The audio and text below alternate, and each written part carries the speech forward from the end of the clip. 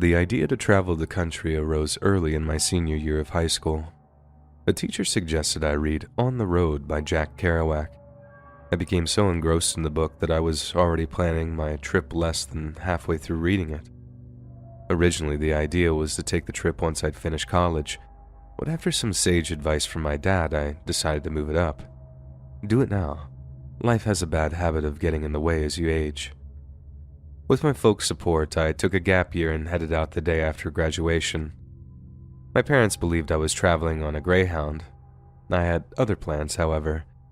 I rode the bus only as far as my first stop and got off. From there, I'd see the U.S. the same way my folks had. I was going to hitchhike. Along the way, I had a few strange encounters and more than one near-death experience. What follows is perhaps the worst of them all. On this day, I was traveling through southern Missouri. As night approached, the elderly gentleman that had picked me up some 5 miles prior said he was going to have to let me off. I believed he lived nearby and didn't want me to know where. I was just happy for the ride. I bid him goodbye and he drove away into the setting sun. Probably half an hour passed as I walked along the road shoulder, my cheap headlamp lighting the way before me. This section of road was in the middle of nowhere, thus very little traffic passed me. The sun had long set and the temperature seemed pleasant. I felt well rested and wasn't going out of my way to catch a ride. Nonetheless, an old pickup soon passed me and pulled over about 20 yards ahead. I stopped and watched for a moment just to be sure he was stopping for me. He must have realized this. The driver hung his left arm out of the window and waved me forward. I began jogging toward the truck. I was almost at the bumper when the truck lurched forward a few yards. This is a common joke that drivers play on hitchhikers. I'm sure you've seen it on at least one movie. I tried to be a good sport and laughed it off. Once again, I began quickly approaching the truck, and once again, the truck lurched forward a few yards. This is the part of the game, and I continued to be lighthearted about it despite actually getting very annoyed. This is usually where the joke stopped and the driver let me in. Unfortunately, my new friend didn't follow the rules. This time, the driver let me get up to the passenger's door and looked over at me. Before I could get a word out, he slammed on the gas and screeched away. I was fed up by this point. Without thinking, I made a massive mistake by giving the guy the finger. It's a thing I'd seen a million times growing up, and I'd never seen anything other than a few cross words given in exchange for it. However, for some reason, now that I've grown older, I've come in contact with more and more people who react with outright fury to this gesture, and I just met one. I was standing still as the truck began slipping off into the dark, but as soon as I stuck up my finger, the dark was illuminated by taillights. At first, I thought he was trying to lure me in again, but I soon realized he was making a 3-point turn and coming back. A sick feeling began churning in my gut. I had a collapsible baton that I carried for protection and slipped it from my bag. I thought he may be coming back to start a fight. The strange part was that as he grew closer to me, the truck got faster, and the grill was aimed right at me. I'd estimated it was until he was roughly 20 yards away and closing fast that I turned and ran. For all intents and purposes, I was now running for my life. I tried to shake him by cutting into the field alongside the road, but he followed. Then I cut across to the other side. That side was enclosed by a metal tubular fence I had to quickly climb. To my amazement, he plowed the fence over like it wasn't there. I looped back around and out onto the road. He was now very close. I could feel the heat of his engine on my back. I could also feel my body beginning to wear out. One misstep or stumble and I'd be smashed. Perhaps another 10 seconds later, I noticed a turnoff coming up on my left. When I was close enough, I cut off the pavement and down the road. Up ahead, there was some bushes and a wooded area. I summoned up all the power I had left and pulled away. I reached the trees and dove into a ravine. I switched off my headlamp and crawled down under some fallen trunks. It was the first time since this all began that I felt safe, but still, it wasn't quite over. I laid as still as I could and tried to slow my breathing. I could hear the low rumble of the truck's engine passing just yards away. All of a sudden, the woods lit up like a summer day. Unknown to me, that crazy redneck had a spotlight mounted on his truck. The beam passed by my hiding place more than once. At one point, I was sure he had seen me, but he never did. He gradually got further and further down the road until I felt safe enough to move. Over the course of that night, I crawled deeper into the woods. His light would pass by my hiding place occasionally, but I was now too far away to be seen. Around 4 a.m., I finally heard the engine rev up and the tires screech as he sped away. This time for good. I remained in my last hiding spot until well after dawn. The chase had so worn me out that I fell asleep despite still being terrified. And just after 10 a.m., I quietly and carefully stepped from the trees. The sky wasn't anywhere I could see, but I stayed off the road for the rest of that week. Early that Sunday morning, I got a ride from a family going into Oklahoma for a rodeo. I kept my pursuit to myself, though. I didn't want to lay my problems on some complete strangers, and as we passed into Oklahoma, I let out a big sigh of relief. I'm sure they thought I was crazy, but they were too nice to say anything. That night on the road still haunts my dreams occasionally. My meeting with the family begins a new interesting chapter in my own on-the-road story, but I'll save that for another time. Let's just say I spent a night in the hospital after a run-in with a nasty bull. Until we meet again, friends, stay free and never grow old.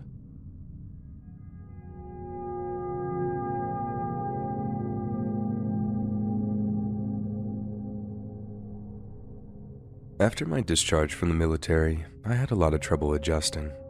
My wife could tell I was struggling especially hard one morning and suggested I go for a walk in the nearby woods. To her credit, it turned out to be the best thing for me. I had forgotten how peaceful nature could be.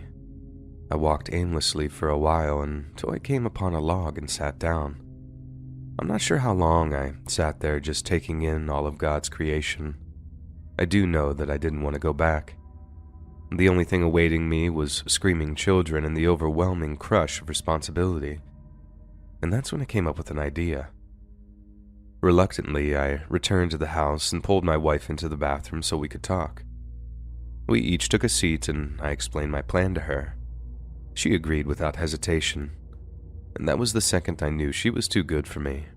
With her blessing, I gathered my kit together and hoofed it all the way back into the woods. For the next 3 days, I camped and explored almost every inch of those woods. I lived off the land, taking only what I needed. And when I emerged, it was like being reborn. From that point on, nature would be my retreat. Another year passed and I continued my little escapes, as my wife called them. I initially stuck close to home, but I soon began to crave a new environment. This brings us to the focus of my story. Not far from me was a large tract of forest used by motorcycle and ATV riders. I've been curious to check it out, but wanted to wait until traffic decreased with the arrival of colder weather. When the time arrived, I packed up all my kit onto my old Honda quad and began my journey. I stuck to major trails at first. As I became somewhat comfortable with my surroundings, I cut off onto an older, long, unused one. It was about 4 p.m. when I came across this open area near a creek. I made camp and watched the sunset from a chair I'd made with my own 2 hands. The next morning, I was getting water when I noticed an old shack setting off under some trees just on the other side of the creek. I planned to check it out after a quick breakfast.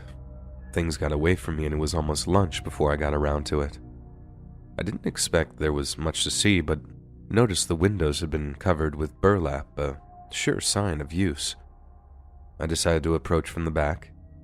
I picked up the tracks of a large automobile, like an SUV. They were very fresh, probably no more than a day. Upon the front door, I saw that 2 padlocks had been placed there. No more than 30 seconds passed before the sound of a truck echoed down the road. I didn't realize I was running until I had reached the tree line. I was hiding and didn't know why either. I watched as a white Silverado parked in front of the shack. The passengers stayed inside for almost a minute. Then, almost in unison, two men stepped out from the Chevy. Both were armed with carbines and wearing armor. The two men stood guard while a third man stepped from the front passenger seat and unlocked the door. The driver soon joined him after, followed by the two lookouts. This had to have been cartel business, and now I was trapped, stuck between a path to safety and a group of potential heartless killers. I'd always assumed they'd work this side of the border, but now I had proof. An hour passed and still no closer to escape. The two guards were doubtlessly watching from the windows, just waiting for one little move. The SIG on my hip would do little against two men with rifles. If I was found, my family would never know what became of me. There was no way that I could do that to them. I had no other choice but to sit tight and wait. Fortunately, my respite soon came. The group of men exited the building, one carrying two duffel bags. The guards took one last look around, and the Chevy disappeared back down the same road it had arrived on. No sooner did the truck disappear from sight that I bolted from cover back across the creek. I gathered my things and gunned my quad back to civilization. The long ride allowed me time to decide my next course of action. I could act as if nothing had happened or go to the cops. By the time I arrived home, I'd made my choice. I drove my truck directly to the sheriff and told them what I'd seen. I had no proof of any illegal activity per se, but they told me that they'd check it out. My good deed had been done. It was up to the cops now.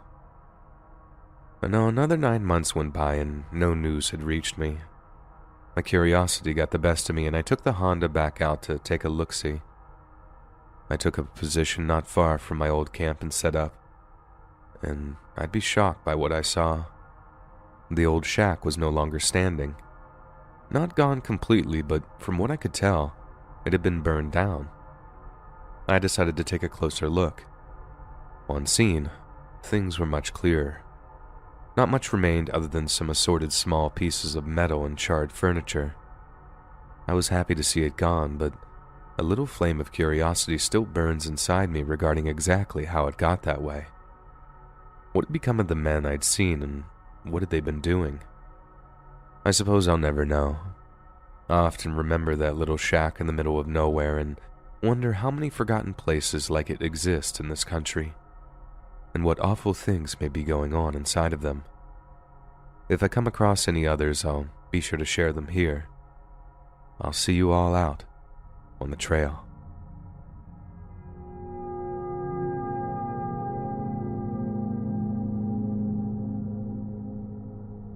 The image of that day is permanently burned into my mind. It was September 3rd, 2002.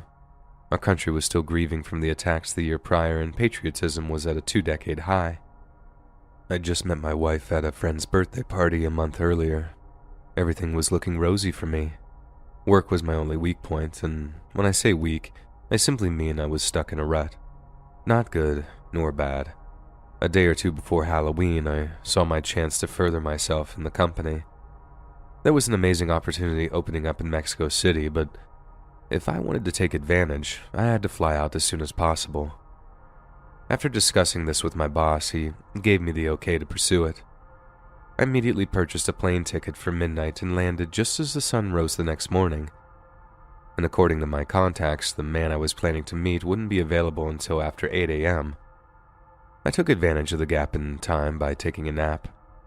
When I woke up, I took a quick shower and climbed into my best suit. I was about to make the most important contact in my life, and looking my best would be of the utmost necessity. As the time approached, I called down to the front desk to get me a taxi. I reached the lobby where a young man showed me to my ride. I was feeling good that morning, and in retrospect, I made a big mistake. Foolishly, I tipped the clerk a $50 bill. His eyes almost blew out of his head. In light of what happened, I'm almost positive he was the person who sold me out. From the hotel, the taxi driver took me to my meeting. We made small talk along the way. He agreed to wait for me. I estimated the meeting wouldn't be more than an hour, and he seemed happy for this. As for the meeting itself, it probably could have gone better, but my goal was ultimately achieved. I returned to the taxi and we began the return trip to the hotel. My mood was somewhat darker and I avoided any conversation. I was in the process of texting my boss when the car stopped abruptly. This caused me to be slammed into the back of the seat. Naturally, I was livid. The curses came fast and loose from my mouth. Just as I regained the seat positioning, I noticed another taxi was parked in front of us. The driver of my car was silent. This didn't stop me from asking what was going on. I now realized that he was well aware of what was happening and may have played his own part in it. If I hadn't been yelling like a madman, I may have noticed the guy standing outside my window a little sooner. I just happened to catch a flash in my peripheral vision. When I looked over, I was met with a gun pointed right at me. I wasn't sure what was going on, but I raised my hands to indicate I was no threat. The guy holding the gun yanked my door open and demanded I give him my money. I quickly complied. While this was happening, a voice in the back of my head was praying he wouldn't notice my watch. It was very special to me. It belonged to my father. He was gifted it by my mother on their 25th anniversary. I received it in his will when he passed in '97. Under normal circumstances, I wouldn't wear something so valuable, especially in Mexico, but it had been good luck in the past and I needed it on this trip. All this caused me to hesitate when the gunman started yelling "watch" in broken English. I tried to pretend I didn't understand. He grabbed at my wrist with his empty hand instead. I stupidly yanked my arm away and he drove the pistol into my guts. Everything went into slow motion. I watched in horror as the hammer on the revolver began cocking back. He clearly wasn't messing around. I managed to get the watch off before the gun went off. He let off the trigger, just in time as far as I could tell. He ran back to the other taxi and they tore off down a side street. I was just beginning to see that I had been taken into the middle of nowhere. Not a soul was around and the buildings were barely standing upright. Had I been 10 years younger, I probably would have fought back. The environment in the taxi afterwards was chilling. I could see the driver's eyes darting back and forth in the rearview mirror. He didn't dare speak. He had to know I suspected him. Why hadn't he been robbed also? I now had an important decision to make. Was I going to the police or just returning to the hotel and then going to the airport? I was stuck between two decisions. It's no secret the Mexican police are corrupt. For all I know, even they could be complicit in the robbery.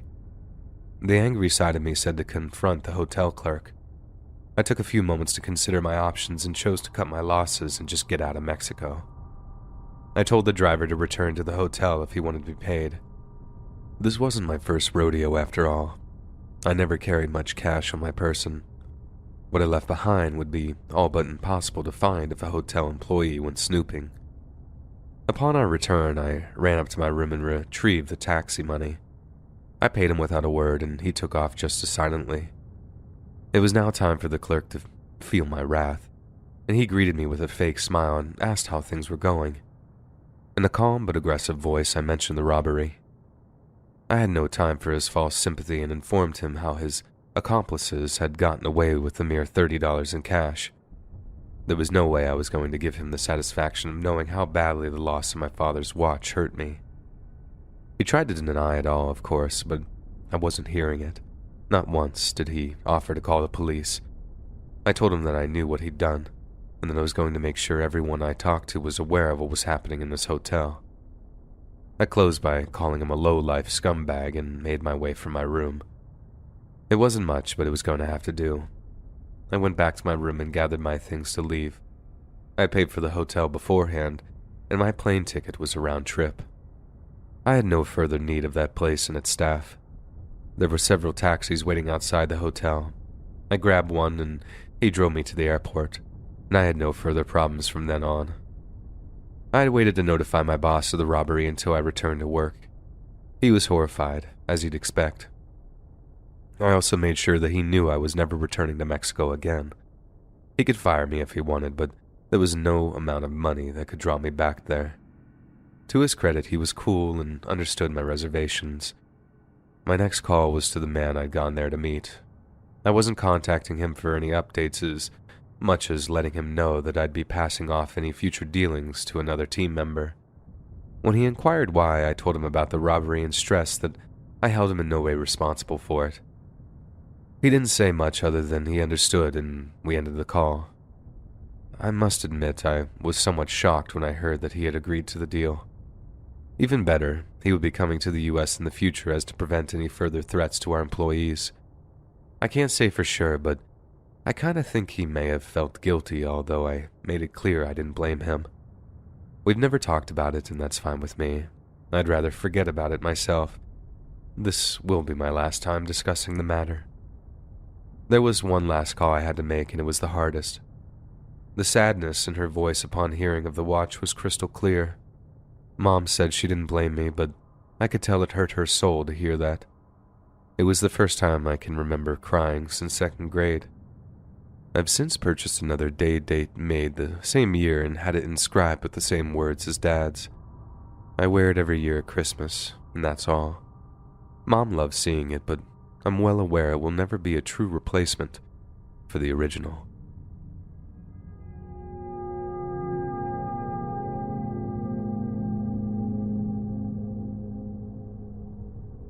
Deep in the middle of nowhere, America, in the early hours of March 3rd, 1980, a girl is born. She was the apple of her parents' eyes. From that day on, she could do no wrong. Every birthday was a celebration of her greatness. As she grew into womanhood, she stumbled not once. Her beliefs were always in line with modern thinking, and her opinions were never the wrong ones. If you were to ask them, her folks would put her on par with the angels, as near as to divine and beautiful as humanly possible. This is all BS, of course. The girl was never honest with her elders, not fair to her peers. In school, her grades were average at best. Her awkward fumblings with boys were well known. No one around her age respected or liked her. There were a few she controlled through fear, but in time, even they would break away. The child was nothing like the divine creature her parents viewed her to be. You ask, how do you know all this? Well, you see, I was foolish enough to marry her. I'll refer to her as Alicia from here on. Alicia and I had known one another since middle school. We'd grown up not far apart. Her beauty was a truly breathtaking thing to behold, but it was her only redeeming value. For some strange reason, I was the guy she chose. Over time, I'd come to discover why. Her upbringing had made her an abusive narcissist. This was a major turnoff for most guys on her level. I guess guys on my level were more susceptible to her feminine powers. She knew she had me on the hook from the beginning, but not once did she abuse me the way she did everyone else. I'm not sure I would have broken it off if she had. The relationship had its ups and downs like most do. Every few months we'd get into an argument and break up, only be back together soon after. Anytime society robbed her of something, which was often, I was the one there to prop her up. Maybe at the time I actually believed the world was out to get her. She certainly did. Through every bit of drama, I never considered life without her in it. That's certainly why I followed her to community college, despite being accepted to Stanford. I honestly thought that we'd be moving there after 2 years anyway. Per usual, she barely survived those 2 years. Her grades were terrible, and she had to appeal after flunking out of her first semester. I would do all her homework after that and drill her relentlessly until she passed. She was never really stupid. She'd just been raised to believe everything was hers by right.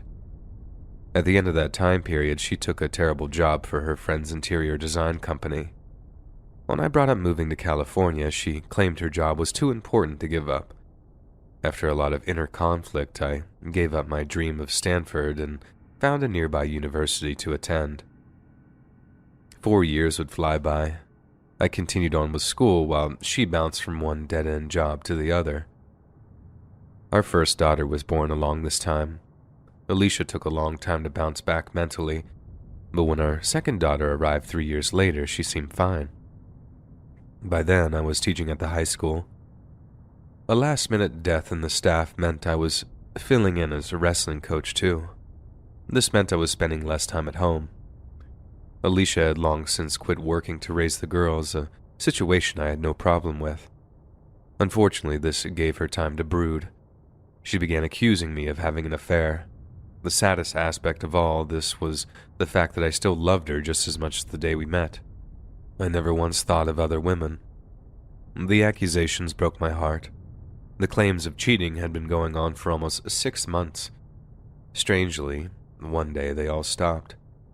2 days passed until I had a free day to spend with her and the girls. Everything was great all throughout the day. She even cooked me a wonderful dinner. Afterwards, I was so exhausted I let her know that I was turning in early. I expected this would make her mad, but she looked angry. I should have known things weren't right when she tucked me in. She'd never been the type to do that, not even for the kids. It didn't set off any alarms at the time, though, and soon I was sound asleep. At some point, I was awakened by a sharp pain in my chest. I fought to wake up. I also noticed a pounding sensation. I finally got my eyes open and I saw a form on my chest banging on it repeatedly. I was in that state where I wasn't sure if I was dreaming. Waking up was strangely difficult, but I eventually managed to do it. With my eyes wide open now, I could tell that form was Alicia. I couldn't understand what she was doing, but I knew it hurt. I summed up all the power I could and pushed her off. I ran my hand across my chest and felt a wetness. It took a second to realize that she had been stabbing me. That was when I began to panic. She was already attempting to mount me again, but I fought her off. I knew I had to get away. My legs felt like I was running through the mud, and I didn't know why. I did make it to the door before she jumped on my back and renewed her attack. My survival instincts had kicked in now, and I slung her to the floor, but she sprung back at me. I impulsively struck her twice across the chin, which knocked her out cold. I'm still amazed at what I did. It was something I know I couldn't have done in any other circumstance. This gave me a chance to get a phone and call for help. Our oldest had been awakened by all the noise. She noticed the blood all over me and began to cry. I covered it up by saying I'd spilled ketchup on myself, and I'm not sure she bought it, but she did go back to bed when I asked her to. By now, I could hear Alicia trying to escape from the bedroom. I was in no condition to stop her. I now know she had drugged me. I ran into the hall bathroom and locked myself in. Only now did the blood loss begin to affect me. The dispatcher did her best to keep me awake, bless her heart, but within a few minutes, everything went black. When I regained consciousness the following day, the pain was agonizing.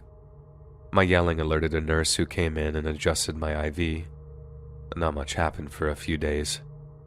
I remember short spurts of consciousness, but not much more. On the 4th day, I awoke on my own, still uncomfortable but feeling better. A nurse arrived and let me know which buttons did what. She left and returned a little while later with breakfast. It was the first time in my life I'd ever had grits. I was so hungry I devoured everything. After lunch is when the cops showed up. I certainly wasn't expecting what I'd heard. It turned out that Alicia tried to rush the responding officers with a knife and they shot her. She had survived and was recuperating just down the hall. And on a positive note, my girls were staying with my mom.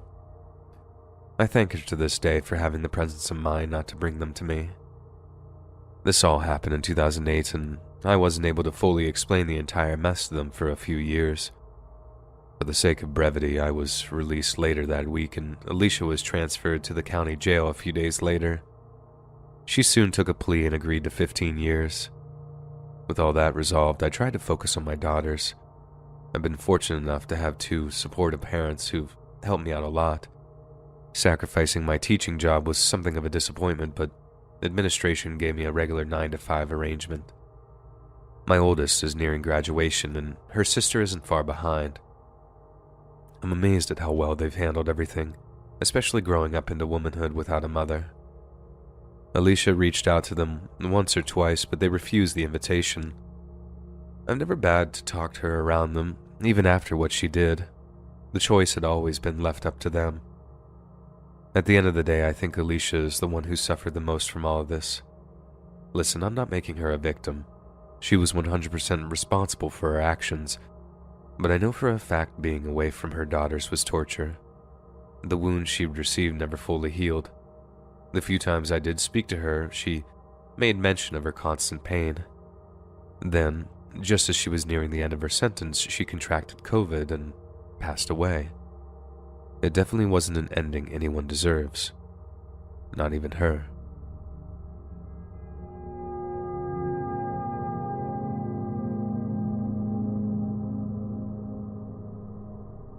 The older I become, I'm less and less capable of ignoring my prior bad actions.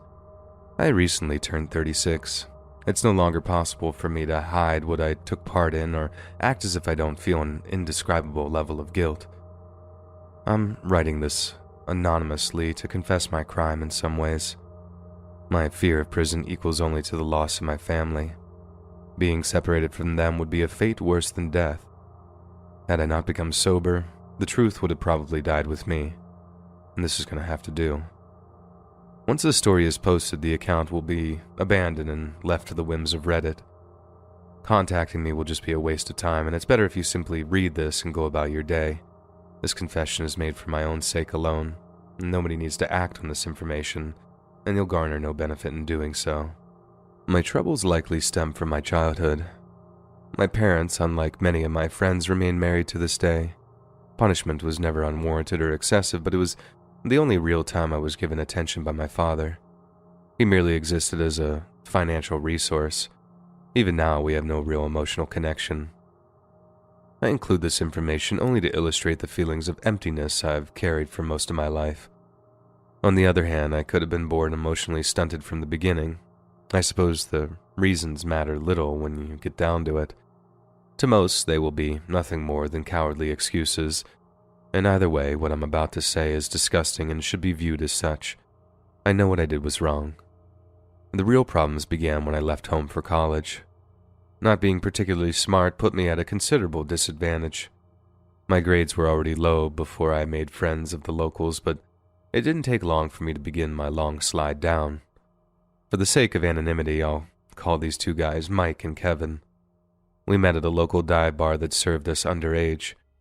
My parents didn't drink, and I've only ever drunk once in my life before college. This gave me a very warped relationship with alcohol. From the start, I drank until I barfed, every time. That's probably why those two liked me so much. I had no off button once I got started, just like them. Soon enough, I was doing drugs with them.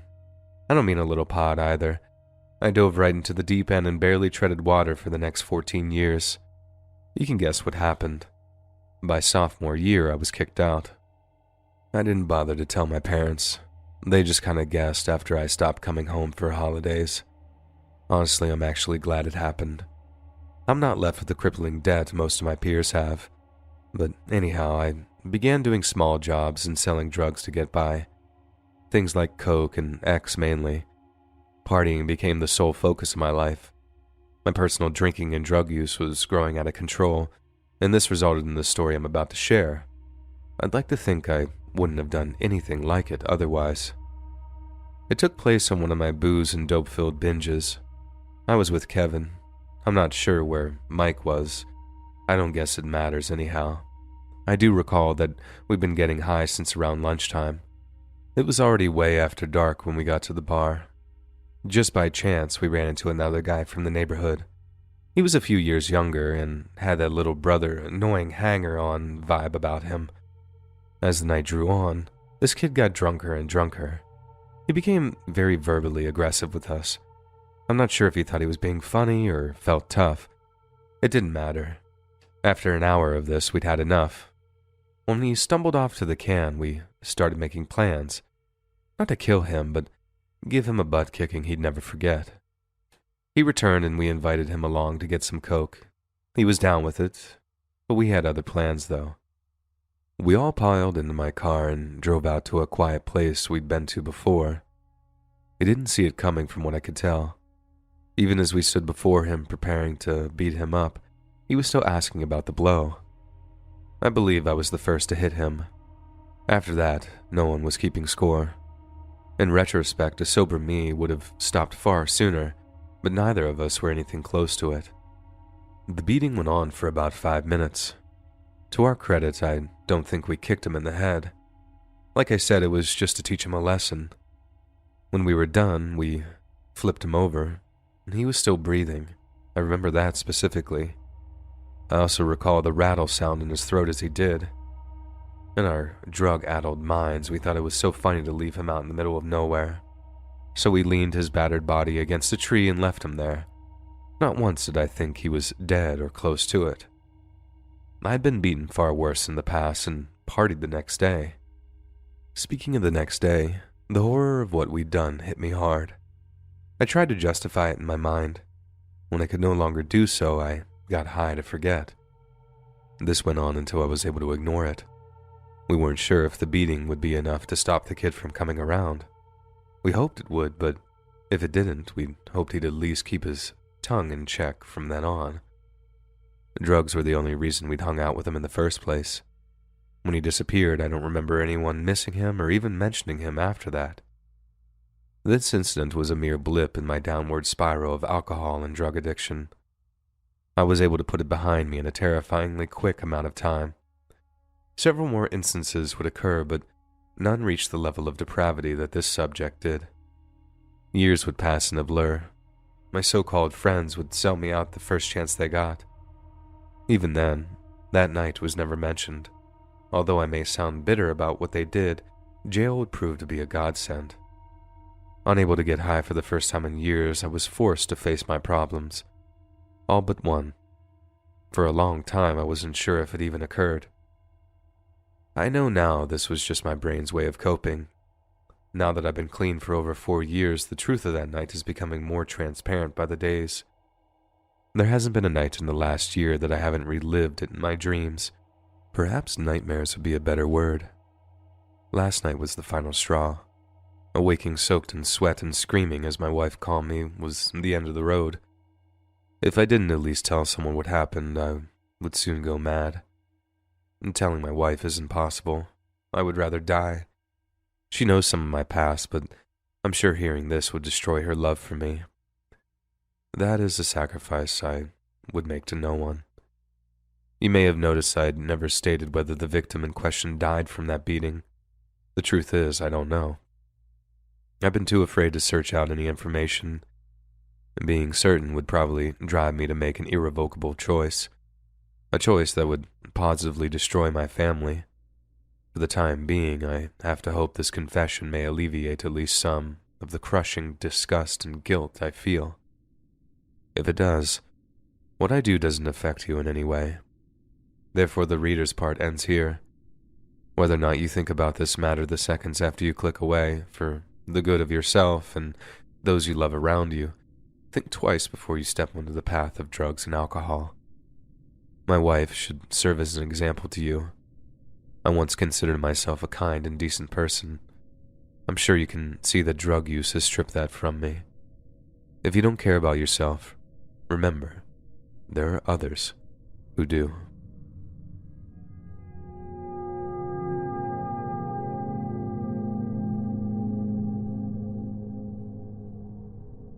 This story takes place in the late 90s. At this time, I was living in the upper Midwest, a state near the Canadian border to be more specific.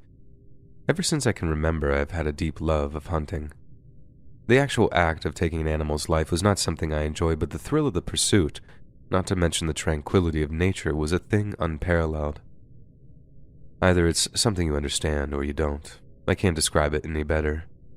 While unfortunately, health problems and age have limited my ability to take to the woods as I used to, during this time I never passed up a chance. Deer was my main prey. However, on more than one occasion, I accompanied some friends out west to hunt elk and moose. These trips always required more walking than I preferred, so after the 3rd year, I decided to bail out and focused on my beloved whitetails. The reason I mention so much about hunting is because the incident I witnessed occurred on one of my many hunting trips. At no point during that day was there any hint at what I was about to experience. I set out just before dawn and sat at the base of my favorite tree. It was surrounded by bushes on 3 sides, thus creating the perfect hide. I remained there until just after 9 a.m., at which time I decided to do a little tracking. I did eventually come across some sign, but determined it was too old to do me any good. I continued nonetheless and ran into a small lake I'd never seen before. The area I had stumbled into had been closed to hunting until just recently. Being the first man to hunt this land in God knows how long made this trip worth it regardless of whether I bagged a buck or not. The day this occurred just happened to be unseasonably warm. Happening upon the lake seemed like a divine gift, at least at first. Midday was generally accepted as a bad time to hunt. I figured I'd do just as the deer usually did and bed down for a while. I unloaded the round from the chamber and set my rifle against a large oak and approached the lake. I pulled my handkerchief from my vest pocket and squatted down to dip it in the hoped-for cool water.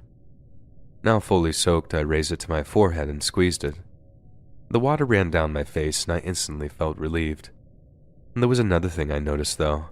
A strange smell emitted from the liquid. I paused and just assumed it was the sweaty bandana and continued cooling myself. While it was there, I figured I'd go ahead and top off my canteen. Just as I lowered it to fill, I caught sight of something alarming. Less than a foot below the surface, the face of a dead deer stared back at me. This explained the smell. No woodsman worth his salt would drink water containing a corpse. It would be a guaranteed trip to the hospital and a long, miserable battle with his innards. I was greatly disappointed to encounter such a stomach-turning scene in such a beautiful setting. My first instinct was to wash my hands and face with soap and some fresh water from the canteen, which I quickly did. As for the hanky, I dug a small hole and buried it. Certainly not a necessary measure, but I didn't want to take any chances. Now I was curious. I decided to walk around a little and examine the lake a tad closer. What I found was of great concern and more than a bit bewildering. With each step I took, I would see part of or all of a dead animal in the water. Just about every member of the animal kingdom currently inhabiting the U.S., and a few I couldn't identify, and they were rotting in that lake. More than a few beautiful large bucks lay just under the surface. One had such a large, luxurious rack it reached a good foot out of the water, and never before had I seen such a sight of carnage in my life. Briefly, I assumed they had been shot by poachers and disposed of, but at least the animals I could see clearly had no visible injuries. The longer I stayed there, the creepier my surroundings became. I could probably chalk that up to my mind getting to me, but it made no difference. I had to get away from that lake right then before I ended up taking a permanent nap alongside my fellow animal cousins. There was one thing I had to do first, though. I returned to my pack and dug through it until I came across a small glass vial I kept among my small accessories. As carefully as possible, I lowered it into the water and filled it. I closed it as tightly as possible and sealed it into an empty sandwich bag. Once again, I made sure to wash my hands well. I had a friend who was a well-respected professor at a nearby university, and my plan was to get him to test it, more for my curiosity than anything else. After my trip ended, I did just that. I gave him a brief description of what I'd seen and left him the sample. He promised to get it back to me when he could. Not once did he show concern. As usual, I returned to work, and time flew by. I wasn't able to get back to my buddy for another month or two, and on a quiet Saturday morning, I rang him up. I could tell he sounded a bit nervous. Initially, he tried to tell me that the sample was normal. It didn't seem right, but he was the pro, not me. I continued to describe how strange the scene had been. Small talk, mainly, and soon he was trying to convince me to forget about it. The urgency in his voice bothered me greatly, but I did let it go. Perhaps there was something he wasn't prepared to say over the phone and some secret sciencey stuff, I don't know. I wasn't sure. The call soon ended, and I put that question on the back burner for the time being. Months had passed by, and I began to focus on more family-related things. Christmas was quickly approaching, and the family and me had lots of shopping to do. On one of these occasions, I caught sight of my old friend. I hadn't intended to grill him about anything in particular that morning. The two of us were less than 20 yards apart, and I called out to him. He visibly turned and made eye contact before turning just as quickly and hurrying away. I must admit I was a bit taken aback in the moment. We'd known one another for over 30 years, and he'd never avoided talking to me before. In fact, he was usually the fella to instigate a discussion. Despite being somewhat hurt about it, there wasn't much I could do. Another old friend had passed from my life. All well, so is the plight of man. That year quickly ran its course, along with another. 3 years passed until I was able to get back to that part of the woods. This morning would go much differently. As I broke through the trees, I believed myself to be lost. Surely I had to be lost. The surroundings had greatly changed in the years since. The massive pond or lake, whichever you chose to call it, was gone. There was small signs of the area past, but had you not known it, you wouldn't have picked them up. I did double-check my map to be certain of my location. My time in the army had transformed me from a middling to darn good navigator. The map I held in my hand even showed the once existing lake, there was no doubt. That stinky, horrid pool of death had disappeared. I can't say I was sad to see it go. Nonetheless, its disappearance was just as strange as its existence, perhaps even more so. From then on, I would follow a destructive path, one that only served to alienate and harm those close to me. In the many years since that whole nonsensical event took place, I still struggle with what I had encountered that morning. While a body of water being a source of death to those creatures around it is not unheard of, the events that unfolded in the months and years following are really confusing and agonizing to me. My friend and I may not have been as close as we once were, and perhaps forces in his life beyond his control drove us apart. But when a large body of water disappears into thin air with no reasonable explanation, that's a jump in reality I'm just not prepared to take. I'm not an excavator or engineer. Heck, I'm not even much of a gardener, but I do know one thing. It takes a lot of organization and equipment to fill in a natural lake in the middle of nowhere. It takes even more talent to make it look like it never happened. Somebody, somewhere, wanted that cursed body of water to be gone and forgotten. Their identity will more than likely never be known to anyone outside their group, nor do I think of this little puzzle of mine matters much in the overall scheme of things. Nonetheless, I couldn't allow it to slip away unnoted into the depths of history. Now that I'm a sick old man with no one left to tell my story, I'm putting pen to paper. Included with my account is the original map showing the location of the Phantom Lake. To whatever poor soul discovers this envelope, I beg you don't repeat the same mistakes I made. You may be the new keeper of this information, but it doesn't mean you must share it. I advise you to keep your mouth shut and play nice. I regret that I didn't. You may be left in peace if you do. Ultimately, what you choose to do with this story is solely up to you. Regardless of your choice, I wish you luck and may God protect you and the lives of all you hold dear.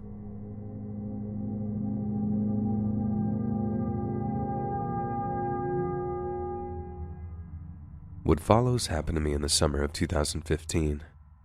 To the average listener, this tale will sound ridiculous and implausible. I assure you every bit of it is based in fact, and I was the individual who experienced it. I pray you'll be able to suspend your cynicism and take my story to heart.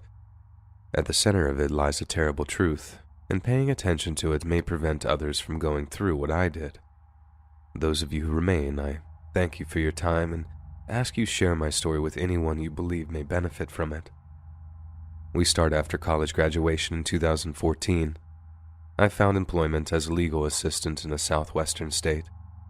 All had gone smoothly for the first year, and there was no indication I was in any danger going forward. One quiet July evening, I was leaving the office after working late. This was not uncommon when the firm was working large-scale cases such as class action suits.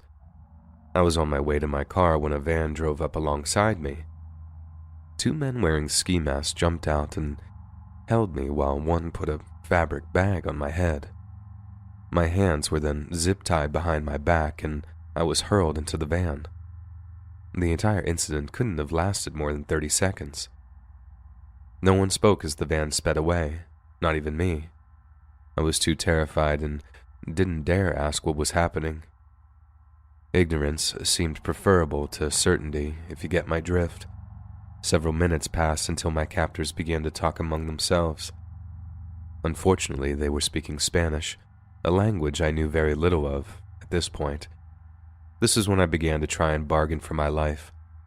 I'm almost completely resigned myself to the fact that I'd be violated, but dying wasn't something I wanted. I wasn't sure if they'd understand me, but I was sure going to try. Slowly and clearly as possible, I expressed my desire to live and reminded them that I could not identify them. Once they were done doing what they wanted, they could let me go without fear of being arrested.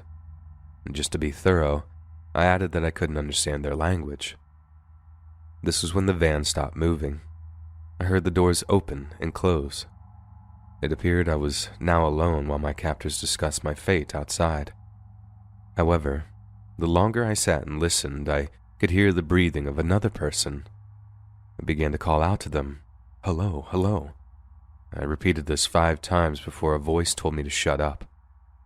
This person had to have been a native English speaker. He had no accent, but then again, that could just be my American prejudices showing through. I don't know for sure. Maybe 10 minutes passed and I heard the doors open again. I assumed that they were about to do their business. As the seconds ticked by, my heart pounded harder and harder. I started to consider my position.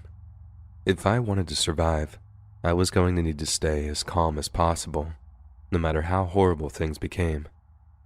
Then again, maybe I won't want to live when it's all over.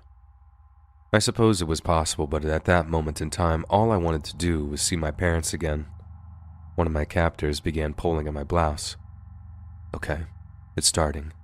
You can do this. Just pretend you're somewhere else." My breathing started to quicken. I repeated these thoughts in my mind despite the dread that I felt. The way he was undressing me was confusing. I couldn't understand why he was lifting my sleeve. When I felt the poke of the needle, I realized what he had been doing. All my self-control went out the window and I began screaming and thrashing. I was going to go out fighting. It took less than a few seconds before everything went black. Waking up was a very disconcerting experience. I must admit I was a bit disappointed with the afterlife in which I found myself. Not only did I feel like a truck had hit me, my surroundings looked exactly like the state that I'd been killed in. My hands had been unbound and the bag removed, and it soon became obvious I had not been murdered. Rather, I must have been put under and then dumped. There didn't appear to be any signs of assault either, which posed a big question. Why abduct me in the first place? Don't misconstrue my words. I was overjoyed not having been ravaged, but my captor's intentions were just confusing. What was I missing? After a brief self-assessment, finding my way home seemed wise, so, as they say, I was just some Yankee in the desert, basically the middle of nowhere. Luckily for me, I stumbled upon a road and got picked up before dark. My ride left me at the nearest police station, and I recounted all I remembered to the detectives. With a new lease for life, I did my darndest to carry on as if the whole mess never happened. It took me some time before the realities really hit me. I was able to fake it at first, but I found myself breaking out into sobbing fits at work for what I thought was no reason. In my mind, nothing bad had happened to me, so I shouldn't have PTSD. I turned out to be wrong. Only after attending counseling for several years have I come to see just how damaging the abduction had been to me mentally. I'm determined not to let my fears beat me. So far, I'm getting by. Only time will determine if I'm able to fully heal, so perhaps you guys could pray for me. I'm sure you're all wondering what became of my kidnappers, and the truth is rather disappointing, I'm afraid. Out of the estimated 4 to 5 men present at the time, only one man had been identified, and not even he is a certainty. The police were always just a step behind him. Any hopes were dashed when his body was discovered dismembered in the desert, and I've heard no other names mentioned, so I'm not optimistic. As for the reason, there seems to be a bit more to chew on. Just a few weeks after my kidnapping, a girl was abducted from her work across town. She was the daughter of a Mexican official. Unfortunately, she was never released. This incident led the cops to believe I was grabbed by mistake. Something as simple as a confusion over the north and south ends of a street almost cost me my life. I ask that you keep the family of that poor girl in your thoughts this year as you join together to give thanks. Never let someone tell you small mistakes can't add up to something large and life-changing.